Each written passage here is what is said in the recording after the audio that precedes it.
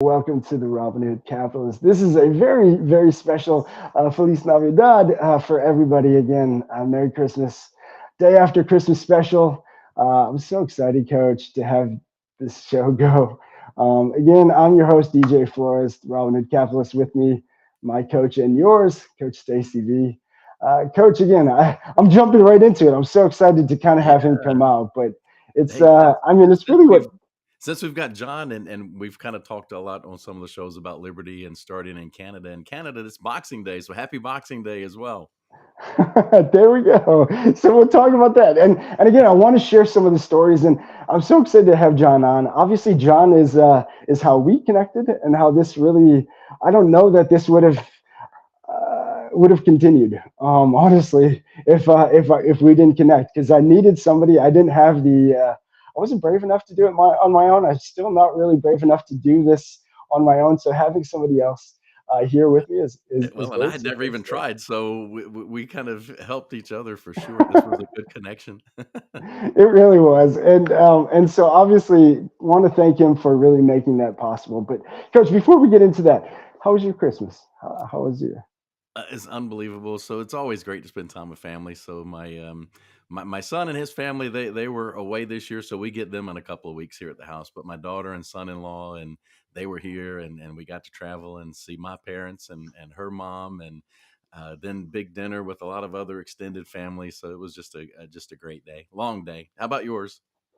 It was a long day, So again, with having the young ones, 4 and 7, there's toys again, and just toys to build. So we had but I'll tell you, it was a first for us to not. So we got to the other weekend, weekend of the 15th, spend kind of. Usually it was, and a lot of families go through that battle of, okay, we got to.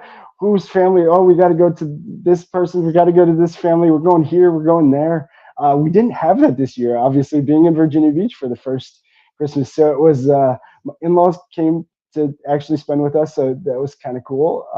And really just got to be a little bit different, not have to go everywhere. So it gave the kids more time for us to just stay busy building things. But other Well, than that, it I was a didn't good have to day. build anything, but I love to cook. So there was prime rib on the smoker and lots of fixins and pies and lots of things. So I spent a lot of time in the kitchen, which was cool. You keep talking about this barbecue, Coach. You're not that far. I'm coming down to see you for You barbecue got to make soon. it happen. Well, again, so I want to get this going. Bring out. We talked a little bit about coaching trees. We talk a lot about. I reference you as coach. My life has been sports. I love sports. I've always been more of a player coach instead of a. I was never the gifted superstar athlete, but man, did I understand the game. And so, like players coach, like that was me. And so that's why I love and probably call you coach. So, and I never asked you that. I hope that doesn't bother you or drive you crazy, but it's Yeah, just so that's what I comfortable do. for me. And so coaching, I think, is something I've always kind of looked for in. And then we've talked a lot about coaching trees. And then when we thought about putting this together, and then there was the 7 degree effect again, John Hewitt, and then we had our Jesus takeover week. So I want to get a little bit into that too, because that's where it really all kind of connected the dots together. Was okay, Jesus, mentor, coach, teacher, John Hewitt, you, these connections, these weird things. And it was is when I kind of went on this journey that we talked about, that it was like, and I just kind of gave it over like, okay, yeah, this is real. Like, regardless, I'm just going to go with this. I'm going to make sure that I just control the good wolf inside of me and keep feeding the good wolf, and whatever the universe, like, whatever doors open, they open. And it led to John, and then it led to you. And then, so this, again, the 7 degree effect I want to get into with John. I'm so excited to get him going. Yeah. To So kind of so just and thank we talk him. coaching trees that we're going from like the Nick Saban coaching tree and all the coaches that learn from him and take that out. John's got a very extensive coaching tree, and I'm a part of that, which I'm proudly a part of that. I've learned a lot through the years, so I'm excited about this. I'm glad to catch back up with John again. Ah, man. Well, let's get this going, Coach. You get one heartbeat song. Take it seriously. This is your masterpiece. Don't forget to dream and taste the colors.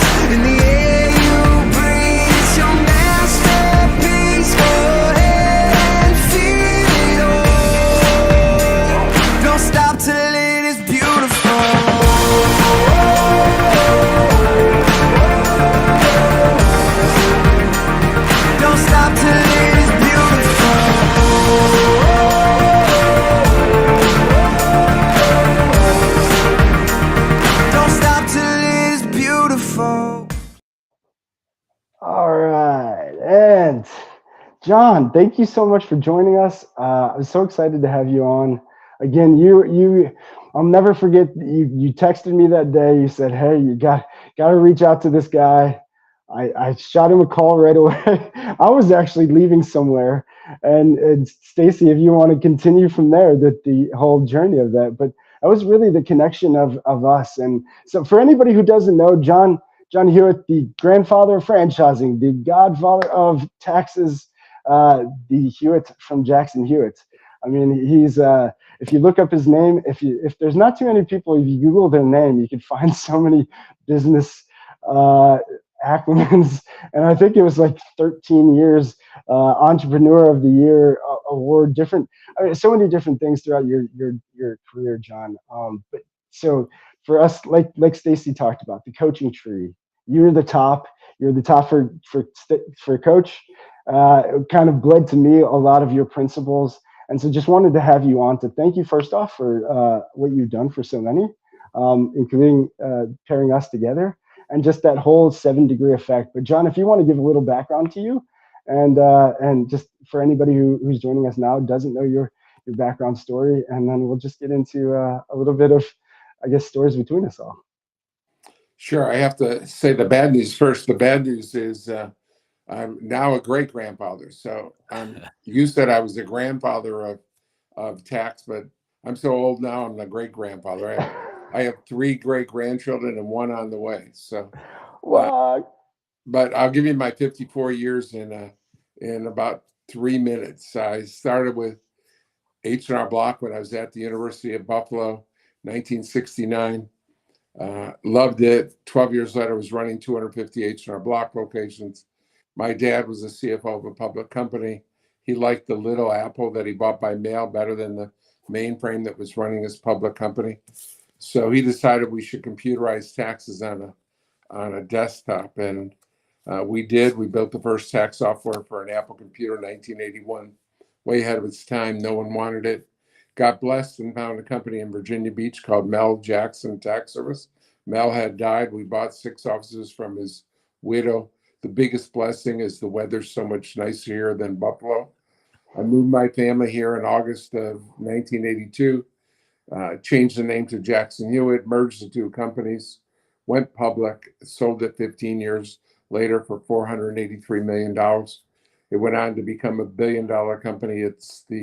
Has 6,000 offices, the 23rd largest retail franchise chain in the country. And when I left, I had a non-compete for 3 years, and it didn't cover Canada because Jackson Hewitt wasn't in Canada. Having grown up in Buffalo, I knew the Canadian tax system.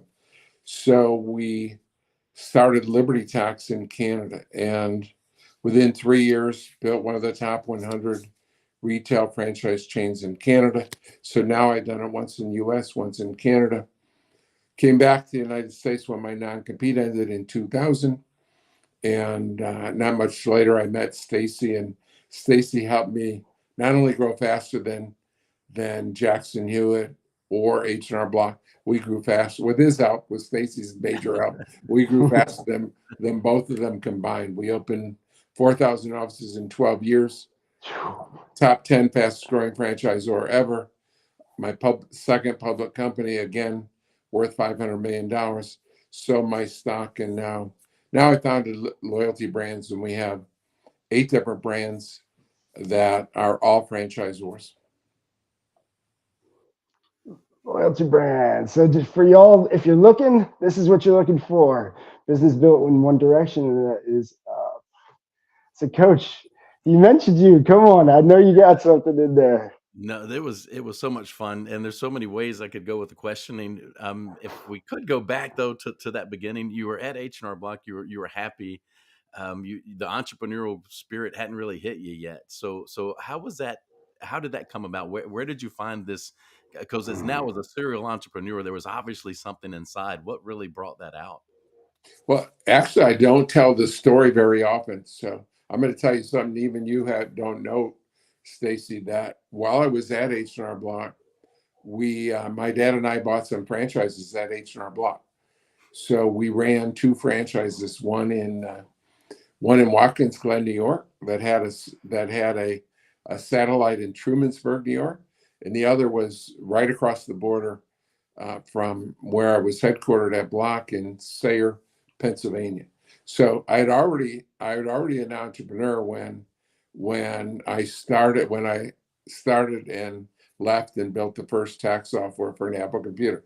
Don't tell that story often, but I it all comes from my dad. I give dad all the credit. When I first started H&R Block, for some reason I was 20 years old. My dream come true was to be a H&R Block regional director, and I made it 10 years later. By the time I was 30, and I was all happy. And we had some franchise offices, but my dad was the motivation. He stole me from H&R Block, where I was happy, and started me on a whole new venture that's resulted in $1.5 billion of net worth and 10,000 offices. So I'll give all that credit to my dad. Amazing. And one of my favorite parts of the story is when you went to try to sell the idea of computerized taxes to H&R Block. What was their response? Yeah, H&R Block was so visionary that I still have a nice letter that I have in filed that thank you. You have an interesting approach. We're not ready to spend any money on computerizing at this point, but we're keeping an eye on you. And 10,000 competitive offices later, when they only have 9,000, I'm sure they've kept an eye on me for 42 years. But they said in the annual report in 1983, they wrote, people ask us why we don't computerize. And we say, why should we? We tried it. Doesn't save us any money. Customers don't care. We're never going to computerize. So that's how visionary H&R Block was in 1983. Now, I remember parts of the story here, it wasn't like a complete bed of roses and you tried to into the side several times, like with Block, that didn't work. So what led to the Mel Jackson purchase? How did that go from the software to that? We just, when we finished the software in December of 1981, we looked around for a place to use it. And we really didn't. We tested it. My dad had worked for a company called Basco, which was a catalog showroom.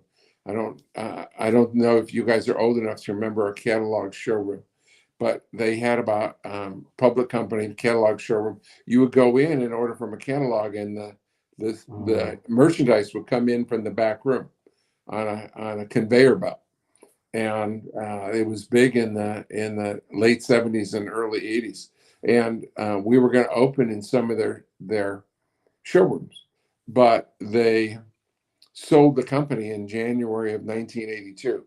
So we didn't have any place to use it. Got lucky. Again, I've been blessed so many times in so many ways. Saw an ad in the Wall Street Journal for a company in Virginia Beach, Virginia, and called right up. And it was on the Wall Street Journal. Used to advertise businesses for sale. They had a page, and it was a big, bold ad. Called up, and they said, well, we can't tell you the name of the company, but they have 6 offices. All we had to do was look in the yellow pages and find a tax company that had 6 offices, but they couldn't tell us the name. So we went right down and negotiated with the widow. He had died, and we bought it from the widow. She was going into seminary. She was going to become a pastor, and you guys are both from the Virginia Beach area, at Rock Church, actually. Okay. So no kidding. She went to work at Rock Church as a pastor after selling us Mel Jackson Tax Service. I didn't know that part of the story. That's interesting. I didn't know that either. Now, Stacey, I don't want to jump in, but I do. You asked a perfect question that I want to get into, and I found this. This is one of the quotes that I found, John, that from ATAX that I love. It's Robert Kiyosaki, but I wasn't born a natural entrepreneur. I had to be trained, and that was Stacey asked a question, and it was one of the things that really stuck out for me with your story was, and you even said it now when you explained about your dad stole you from H&R Block. You really didn't want to go. Like that transition from corporate world to beginning your own business with your dad. Like a lot of people have that bug and want to do that, but your dad, like you said, kind of pulled you to that. How was that transition? And obviously, you're thankful now looking back, but how was that Yeah, transition from there? it was scary. It was scary when we moved to Virginia Beach. We had to we hadn't found a place to sell the software, so we were running out of money. Wow. And so when I moved to Virginia Beach, we didn't have any dining room furniture or living room furniture.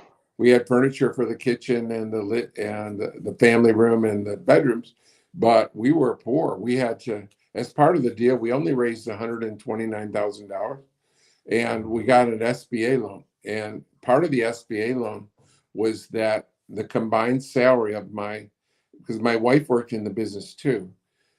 She had worked with me at Block, and we had been executives at Block and making about 100,000 a year back. I mean, this is 1981, so 81. So that's a lot more in today's dollars. But we could only, until the SBA loan was paid off, we could only make $24,000 combined a year. Oh So wow. we really had to tighten our belts, and it was very risky. We didn't have the cash to invest, so I borrowed $25,000 on credit cards. And the bad news was the credit cards were 18%. The good news is that $25,000 became worth $10 million. So it was well worth it, but it was very scary. I remember riding in the car one time saying to my dad, after we couldn't sell to Block or sell to anyone before we bought Mel Jackson, I said to him, "This could be the worst mistake I ever made." He just laughed at me and said, "Don't worry about it. We got it." Oh, I love it.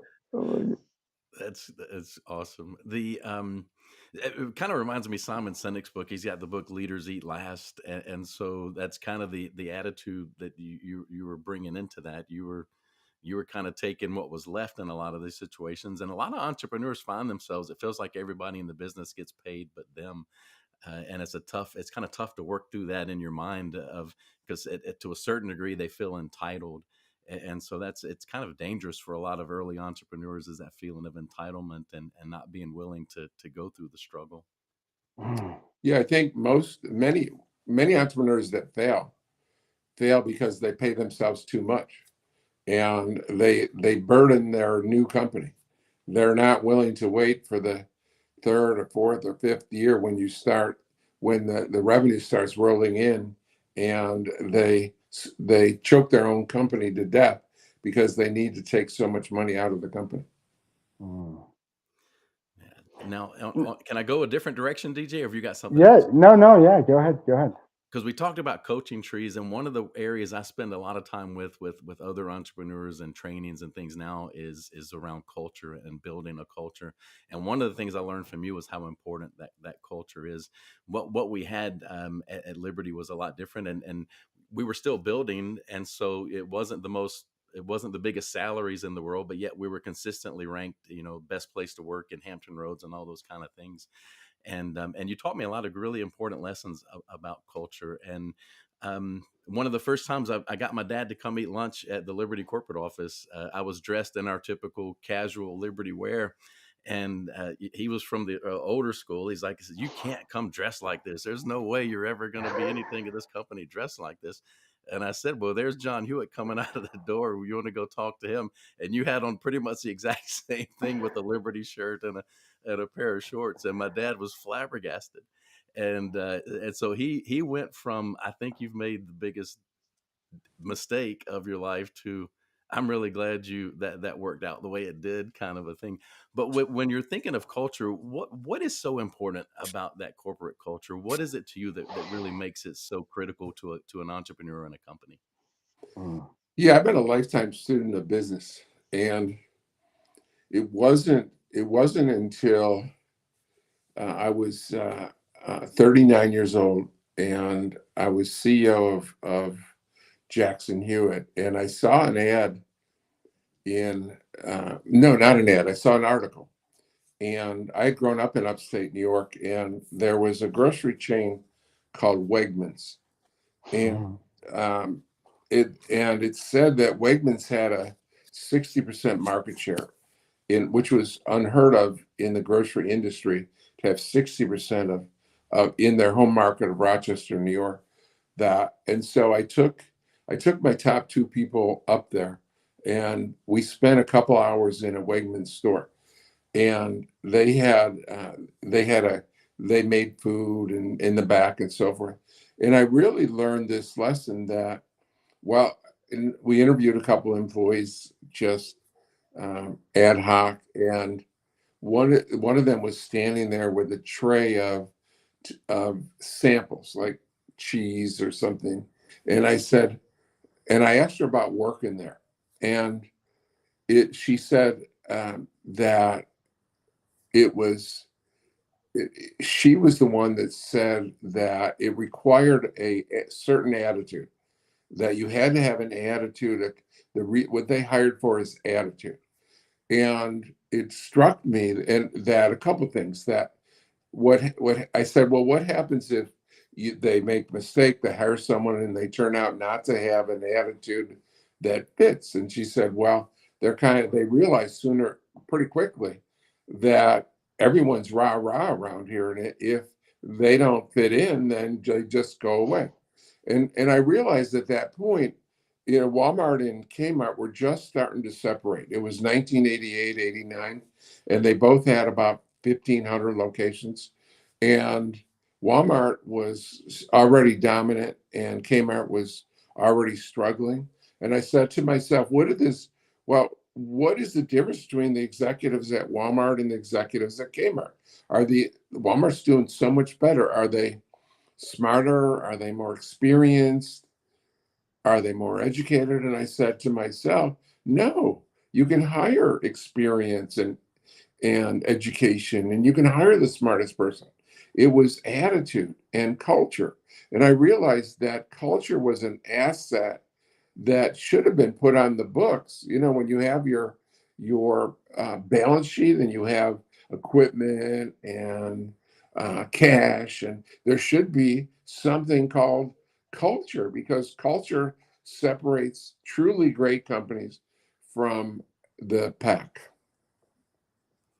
I remember having that conversation when I went from technology to training. I asked you because I said I know how to win on the technology side. I'm not sure how to define winning on the training side. And you said if you can take our culture and spread it to every store we have in North America, then you will have been successful. And that's I tried my best to take that culture and move it forward.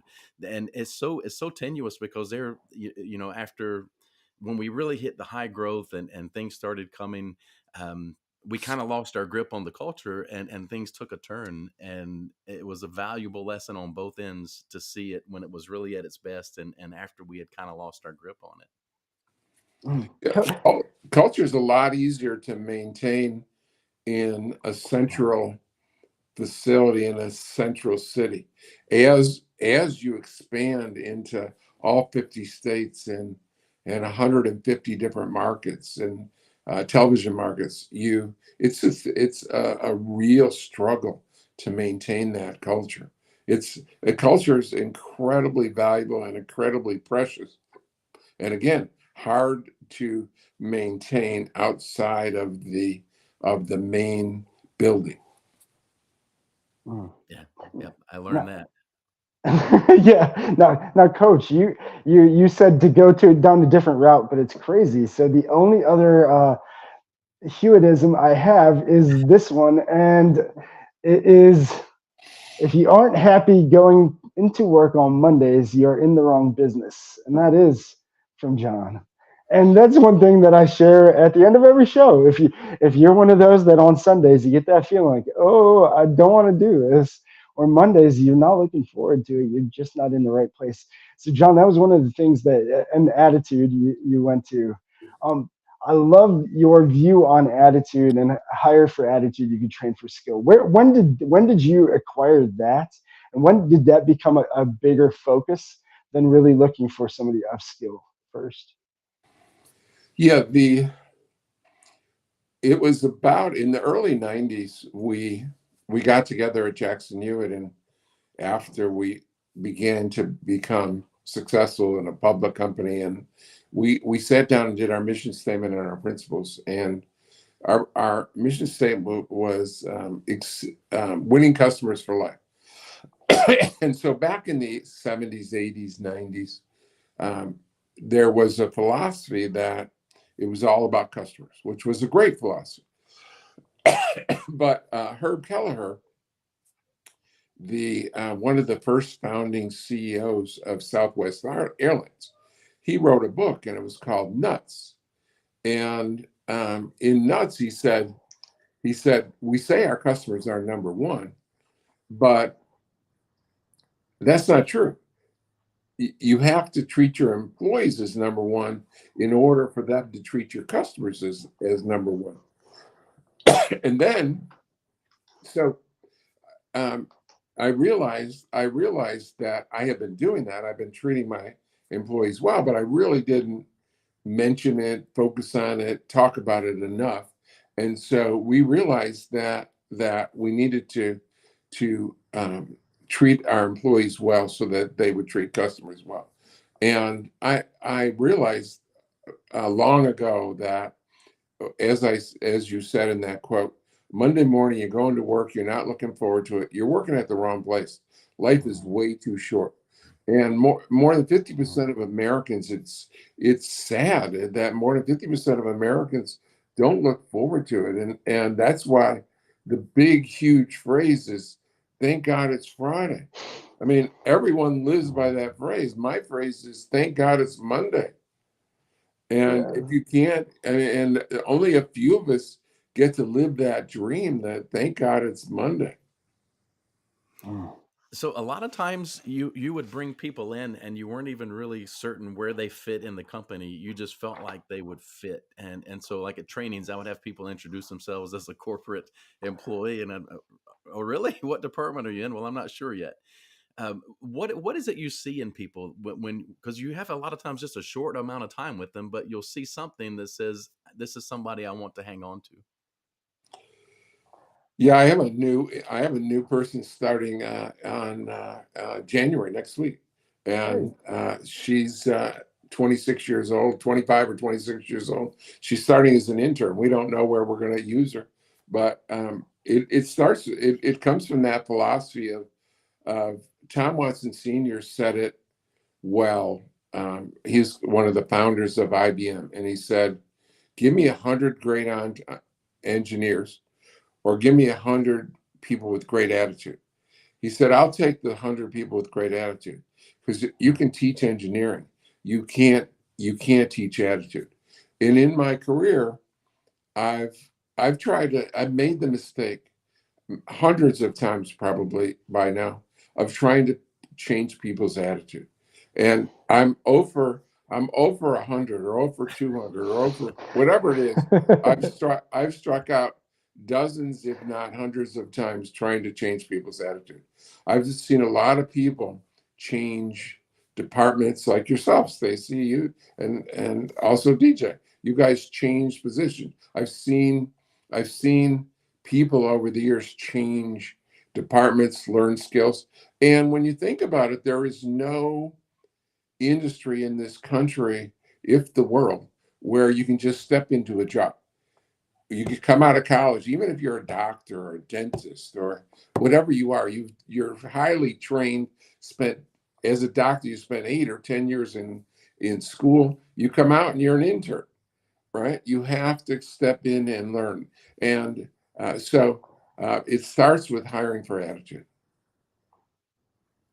Mm. Yeah, the so many things are coming to my mind through the years.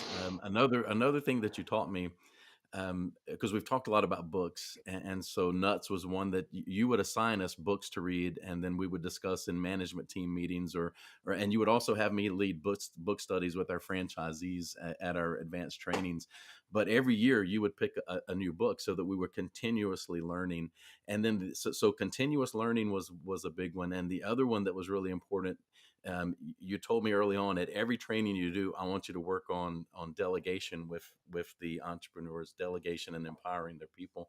And so this whole idea of learning to delegate and then being a continuous learner, can you give us a little bit on that? Yeah, those are two different things, right? The continuous learning is I believe this, that I always have built the best system in the industry. So when I was at Block, they had best system. Jackson Hewitt had the better system. Liberty had a better system, and now ATEX has the best system. So every time I moved on, I've changed and improved the system. But change and improvement is key to the best system. You can't have a system that's number one that isn't evolving. You have to evolve your system, and the best way to improve your system is listen to your people. And in a franchise world, it's a lot easier than in a corporate world, because when you get in a corporate world, you get a lot of you get a lot of suck ups, and that will agree with you. And I find that if we agree, then one of us is useless, and I pick you, right? So uh, so you see that with employees, that 50% of employees will just run, oh yeah, John, a great idea, right? But with franchisees, even when they're totally wrong, they always are whining and complaining, and they have a new way of doing it. And sometimes they're right. And it's the easiest way to improve is if someone criticizes you. If no one ever criticizes you, it's real hard to improve. You get this silly philosophy that you got it all going on and you're the real thing, and you never have it all going on. You always have to be on the improve. So improvement is key to me, to have the greatest system. Now delegation, that's a different thing. That's a different topic. What I found in bringing in 5,200 franchisees, for example, that virtually every one of them wanted to have multiple locations. They all, and in the industry, the average franchisee has about 6 or 7 locations, but everyone wanted to have more than, almost everyone wanted to have more than one. But what I saw was a real disease, that once they got outside of their one building and went to a second building that was 10 minutes away or an hour away or half hour away, they couldn't delegate. And so it's the first or second biggest disease in American management. And so I've pulled my hair out trying to teach people to delegate over the years. And I've had more success with that than I have with changing attitude, but I haven't had great success with that. I haven't, less than 50% of the poor delegators have made, far less than 20% or 50%, probably more like 10 or 20% have learned to delegate. So through the years, I've developed a system of steps that I've been training from that work pretty well. And everybody leaves going, okay, I know exactly how to be really good at this, but very few actually go out and execute. So it's it's very similar. So you can identify with the 10 to 20%. Absolutely. And Now, do DJ, you think? before you ask Go DJ, ahead. Go ahead. Yeah, yeah. no, I just want you to know, at all the advanced trainings we would do for franchisees every year, it was delegation, and he would assign a book that we would cover with the franchise base of something that it seemed important for them to be learning and growing from. So that was something we did, and we traveled throughout the country to make sure all the franchisees had access to it. Okay, I love that. I love that. Now, do you think the common thread, or I guess, what was the common hurdle that you would help, or you would find for the struggle of delegation? I feel like most people struggle to delegate because they just don't trust the other person, or the people they're delegating are going to do it as good as they will. Is that the biggest hurdle, to just getting them to trust somebody else? Actually, there's lots of reasons that people come up with for not delegating. But what people don't understand is the most important part of delegation. So the number one most important element of delegating is inspecting your expectations. So it's easy to tell someone what to do. It's easy. You can just say, I need you to go mail these 20 envelopes. Or, I mean, it's easy to tell someone something. The ease of getting someone to understand what you want is incredibly difficult. It's sort of like telephone story where you go around a room and you tell a story and it changes every time. And so I learned a lot of valuable lessons in delegation. That one is that if you have a project, and let's say one of the projects is, I want you to call 100 people, and this is what I want to know from them. I want to know, for example, I want to know what topics they want to cover in advanced training, or what topic. And so I learned a long time ago that if you delegate a project and give them the whole project, that it's going to fail most of the time.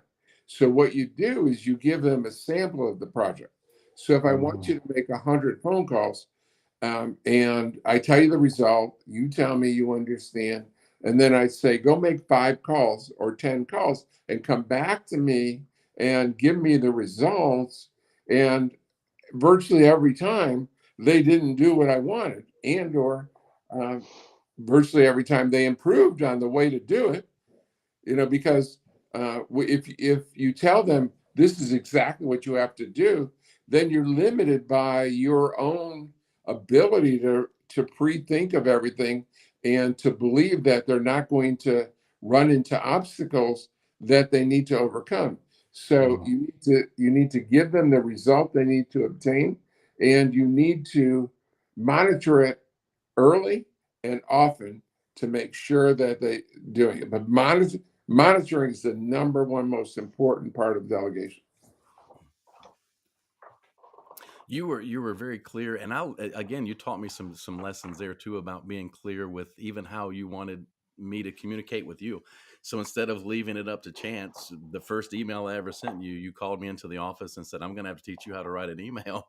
But it was uncomfortable for me at first. But the lesson I learned was I had at that point like 70 tech support people sending me all kinds of garbage, and I was never bold enough to tell them clearly what I expected from them. And so it was an incredibly important lesson of clarity and making sure those expectations are known. The and I told this at a convention one year, and I forgot whose convention speech it was, but I said they emailed it to you, and you said, "Are you sure this is the best you can do?" And they went back and worked for hours and hours and got it back and sent it again, and you said, "Now, are you really sure this is the best you can do?" And after the 4th time, they went back and you said, "Is this the best you can do?" And they went, "Yes, there's nothing more I can do." And you said, "Okay, I'll read this one."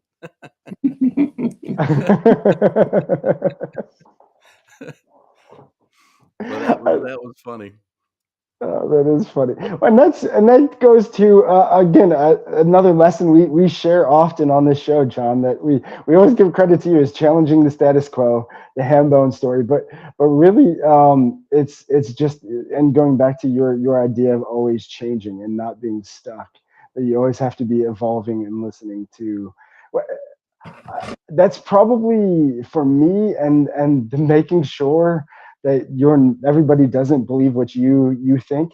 Those 2 ideas were probably just like magic to me, that it was like, okay, I need to make sure there's differencing opinions in the room every time, otherwise like we're not learning anything. But then I love that you always let people go first. And I think in one of our talks, maybe Stacey was possibly on the call this time, but you were talking about letting other people go first to make mistakes. And there's kind of that idea of employees will say, or be, you don't know if they're just kissing your butt to say what you say. So you let them go first. And a lot of people feel like you're baiting for mistakes. But one of your biggest out of the I Compete book, and again, as soon as I first met you and they're like, hey, you wrote a book, I'm like, okay, I'm reading the book.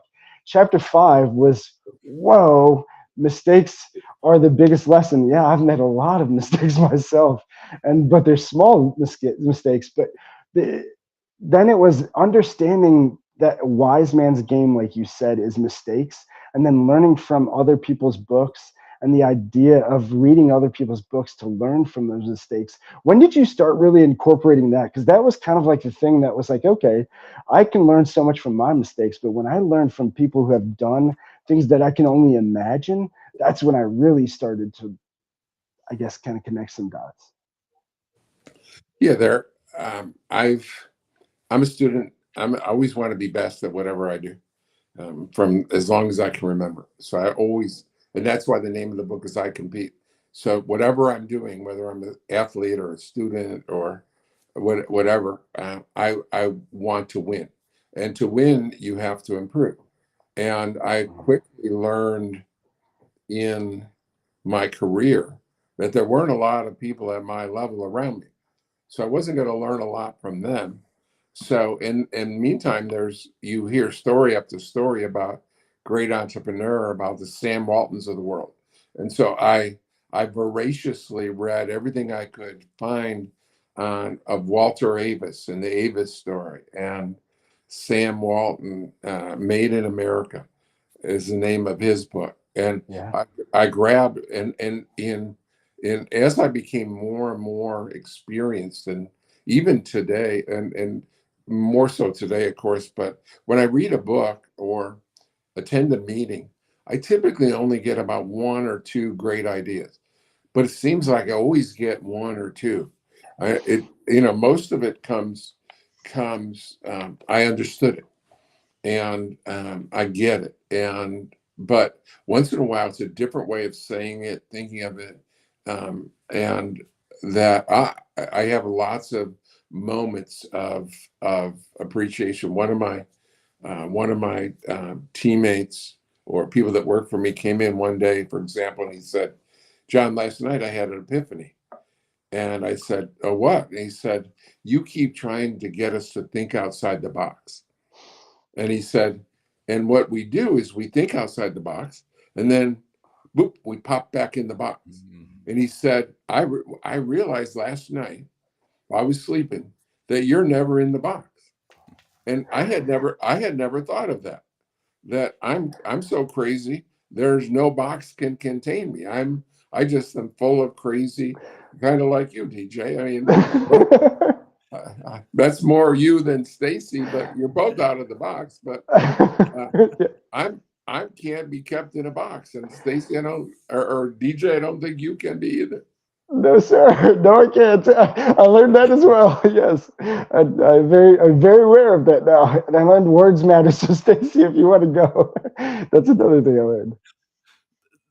How this is just curious to me as a kid from upstate New York, and you were reading books like the Sam Walton book, and to go from being the kid in upstate New York to actually having meetings at their headquarters and signing big deals with companies like Walmart and being on Wall Street.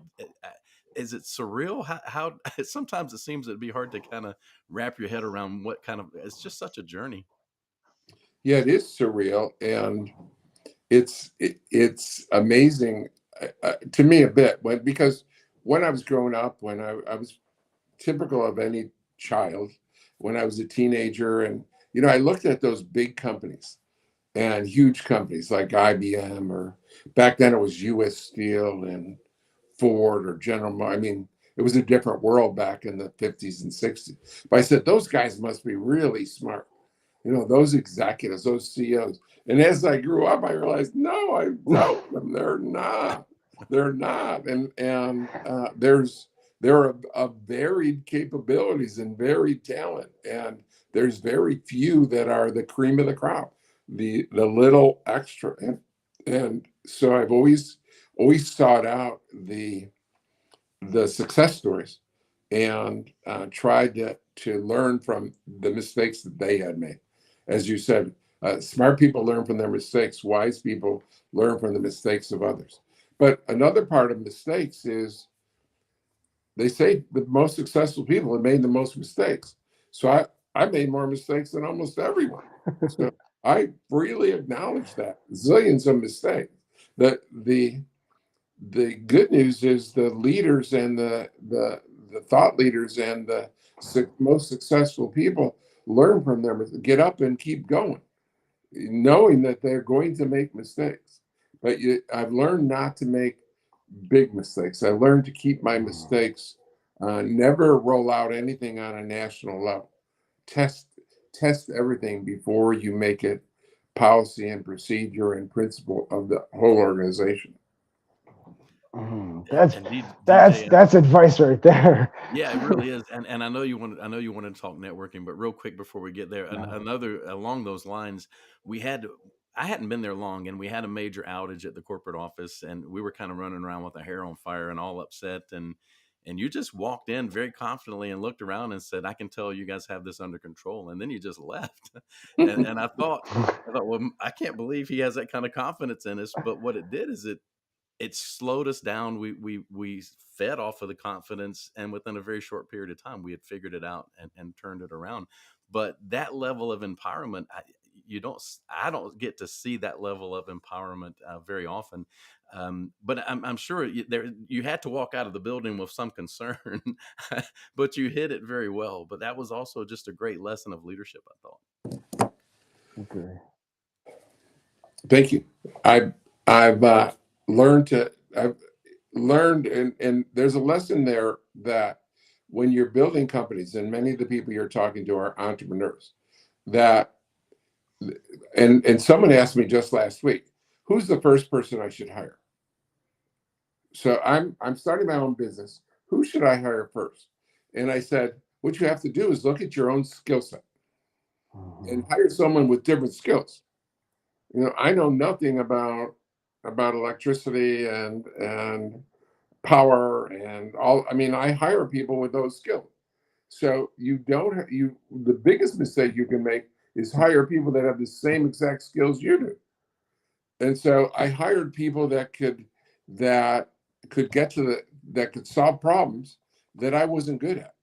And so that's a lesson learned in what you saw is I couldn't do anything in that situation. It wasn't up to me, but I trusted in them. I knew that I had the best people that would solve the problem in the most expeditious way. Hire good people and then trust them and empower them to do their jobs.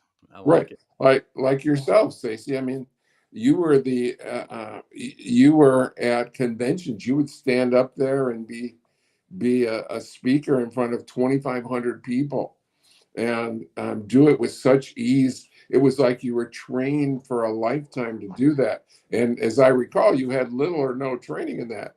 But it terrified me to stand up in front of 2,500 people and talk. And you did it so confidently and so well, and everyone applauded your efforts. I could barely get up and make my 10-minute speech. Well, I appreciate those kind words. I love it. Looking back, that was some of the best times of my life. It was just incredible, and a truly a proving ground. You're right. It was a lot of learning and invaluable learning. It just unbelievable. It put my life went on a whole different course because of that. Agreed, and that's where we led to this. I mean, that's how this all happened. It's the 7 degrees of you, John, and just your always thinking outside of the box and always really trying to find talent in crazy places.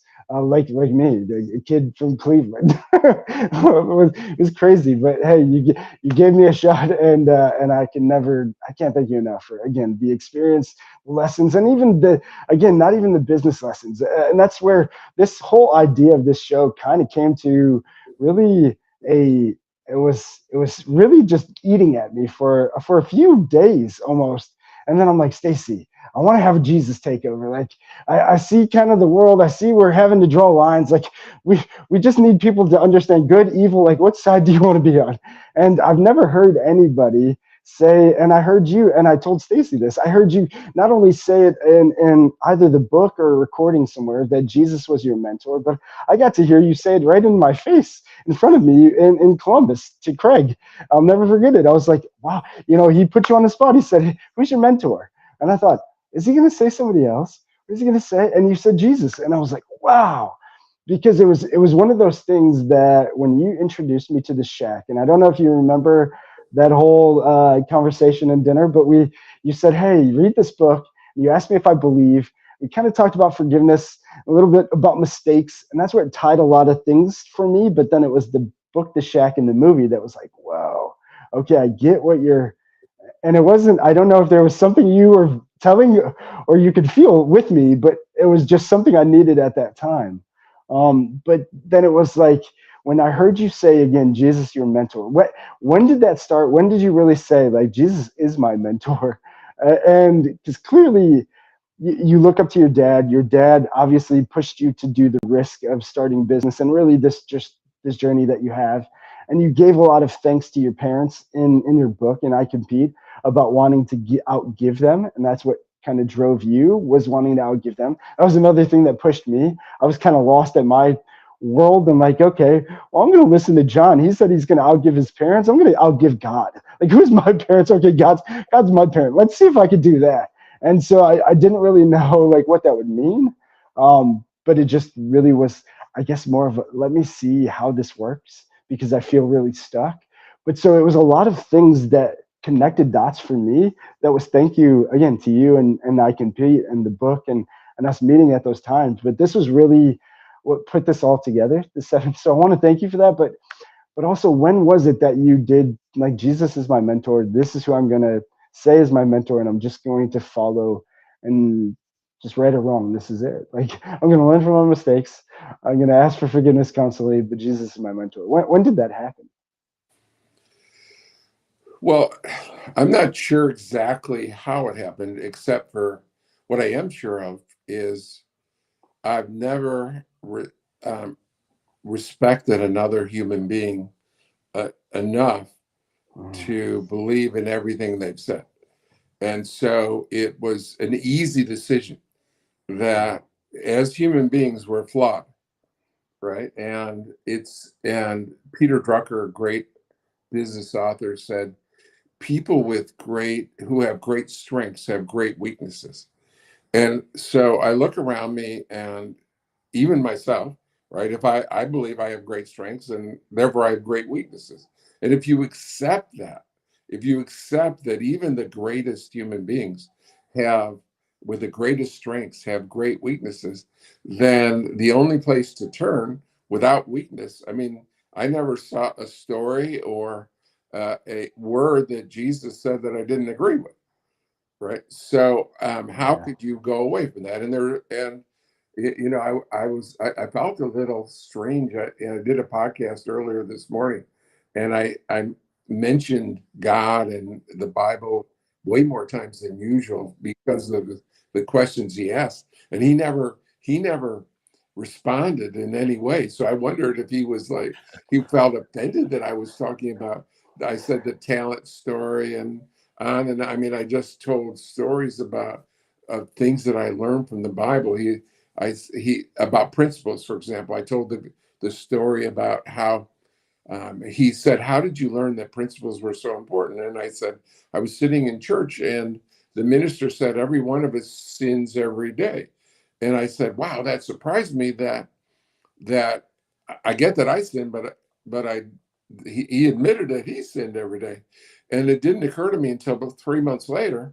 And this is 35 years ago. It didn't occur to me to 3 months later that if every one of us is sinning and not following God's principles, who's going to follow Loyalty Brands principles or Liberty Tax principles or Jackson Hewitt principles? No one's going to follow the principles. No one. And so I looked at it in a different way. And we have to do a better job of knowing that we have to understand that we're not going to always understand the principle. And so I came up with a couple of novel things that Stacey probably hasn't talked about. He can talk about, he can do a whole show on culture and I think, and on our notepads. What we did at Jackson Hewitt was novel. I've never seen another company do it. We had our 10 principles and we put them on a pad. And every employee got a pad. And if you saw someone violate the principle, you would write them a violation. If you saw someone that lived up to the principle, you would write that, and you would give it to the employees, and all the employees in the company. Or you have one? Is that one? That's one. Is that one from Liberty, or It's one from Liberty. When my daughter was really little, she visited my office and she wrote me one that said "Good job," and that's all it really said. But that's the one that I kept.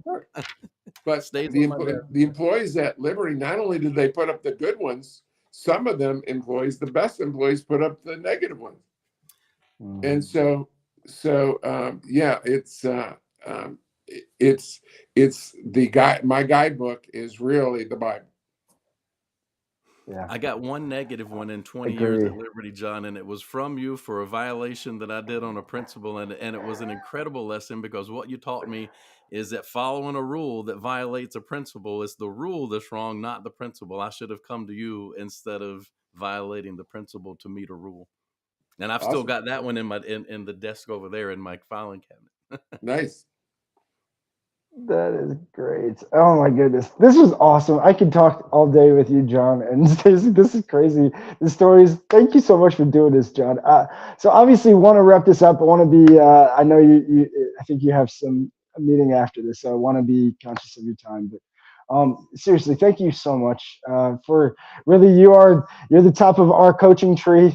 You're definitely for me and Coach, a lot of the status quo to outside the box to the most of the stuff we share is a lot on that. So really, I can't thank you enough just for what you've done for obviously putting this together and making this. But where can they find you? Obviously, how can they reach out? What's next for Loyalty Brands? What's coming in 2024? If you want to wrap up with that. Yeah, you can reach out to me at loyaltybrands.com. I'm just John at loyaltybrands.com. Easy to find. I'm on Wikipedia. Yes, he is. And the biggest, it's sort of the 80-20 rule, the fastest growing brands. We have two fastest growing. The mobile pet grooming and ATAX are incredibly fast growing. And, I'm the only person that's developed two of the top 100 retail chains. And they say third time's the charm. Hopefully I'll have a third one. And it looks like it's not going to be in tax. It looks like it's going to be in mobile grooming, that we're going to be another top 100 franchise chain for me. And it's just, I'm incredibly grateful to have found the pet industry. Love it. Zooming grooming. It's blowing up all over the country. Amazing growth. It absolutely is. And it's pets are the new kid. It's John, you taught me that, John. I mean, the knowledge of just looking at markets and understanding markets and that stuff was, changed my life. So, and that the pet industry, if you guys haven't seen it, Zooming grooming, I mean, it's blowing up everywhere. I'm sure if you haven't seen it, reach out, check out Loyalty Brands. Look up John Hewitt. You're gonna find it.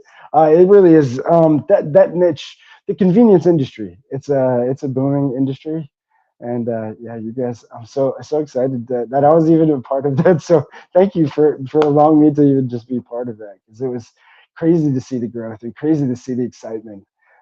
Just so many opportunities for people left and right. I mean, Corinne here locally, Corinne, just the way it changed her life, having her on as one of our guests, and her story was that was great. Unbelievable. So, well, thank you guys. This was a fun hour. Thank you again, right. I have to run to my next hour. Yes. Well, thank you so much, John. Always a pleasure. Thank you very much. Thank you.